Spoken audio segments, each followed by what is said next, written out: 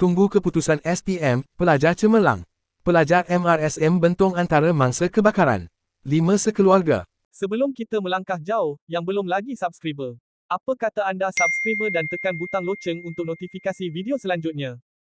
Suasana awal pagi yang sepatutnya tenang bertukar menjadi tragedi hitam apabila 5 sekeluarga maut dalam kebakaran di Kampung Pamah Kulat, Jalan Ulu Dong, Raub. Lebih meruntun jiwa, salah seorang mangsa kebakaran. 5 beranak di Raub itu merupakan pelajar MRSM Bentong yang sedang menunggu keputusan SPM.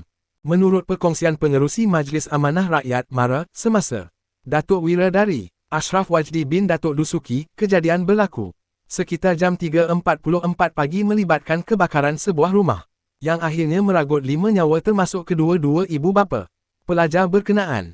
Kebakaran tersebut memusnahkan 100% struktur rumah, selain turut membabitkan 3 buah kereta dan 3 motosikal yang hangus terbakar.